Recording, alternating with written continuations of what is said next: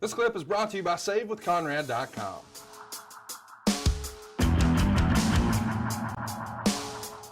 Well, buddy, talk about working. You guys weren't done working. After all what we just saw in the ring, the promos, everybody's sweating and putting the work in the dark matches following this television taping, all four of you are in action for the live crowd.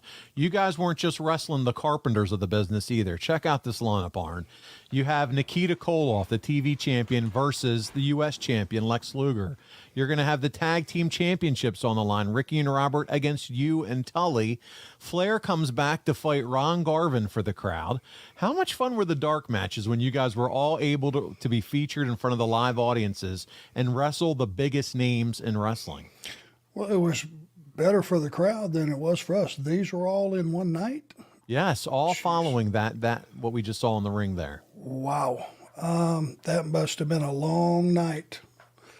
And you normally wouldn't have that many. We'd usually have 1, 2 at the very most. That sounded like we had 3, right? You did. You were all involved. So it must have been just taking care of the town or, and heating the angles up. Whatever the reason, the winners and all that are the audience. For sure. Absolutely, for sure. And you guys weren't done the next day. As always, you're moving on. It's Wilmington, North Carolina for a big outdoor show. But guess what? It's canceled due to rain. So I would suggest probably not always the smartest to do outdoor shows. This one didn't work out. The same day, though, it's September 7th, you find yourself working against Barry Windham for that prestigious UWF Western, I'm going to always say it now, the UWF Western States Championship in Greenville at the Memorial Auditorium. This one ended in a double count out. Now, Arn, I got to ask, what are your thoughts in general on the use of a count out? We see him lots of times throughout the years, but I want to ask you not only as a wrestler, but to put your producer hat on. And what do you think about the use of the count out for ending matches and storytelling? Flat. A lot of times, if you don't do it the right way, if it's just a situation where one guy's down in the ring and one's down on the floor and he's trying to make it in and he doesn't make it by the 10 count, then it's flat. But if you got 2 guys really fighting on the floor wide open and one tries to get in the ring and gets snatched back off and more fighting occurs and that guy tries to get in the ring and he gets snatched off, as long as it looks like the idea is to not get counted out, sometimes they can be flat. If you got the right guys in there and it's for a championship and certainly you don't want to lose by getting counted out, that can be another little subplot that makes a count out exciting. Just depends on the execution.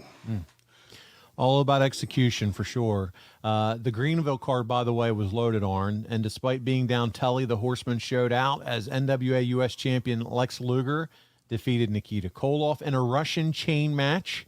And then you had the NWA title on the line, Flair defeating Ron Garvin in a no DQ match. No managers were allowed ringside for that fight either. So you have back-to-back violent matches. You got the Russian chain match. You have the no DQ match. Is there something to be said about allowing the crowd to breathe and maybe taking the foot off the gas pedal? And what I mean by that is you have 2 very similar matches because of the no DQ feature, and I'm sure blood was a part of both.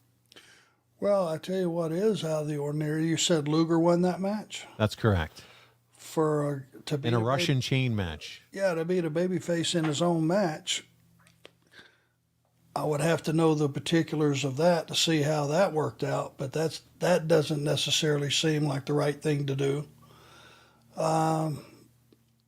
Especially when that is Nikita's bread and butter. Russian chain match feels like to me that should always, whether it's Ivan Koloff or Nikita Koloff for that matter, they should always win their own match. Well, you move on to September 8th, and you move to the Township Auditorium in Columbia, as well as a show in Amherst, Virginia, featuring Ronnie and Jimmy Garvin defeating the Midnight Express, but by disqualification, thus keeping the titles with the Midnights. And Crockett taped television at the TBS studios on September 9th, and later that day visited the Miami Beach Convention Center on September 9th. The same day, the UWF, in front of get this, Arn, 500 people in the Lakefront Arena in New Orleans put on a card featuring Sting versus Eddie Gilbert and the return of the Sheepherders.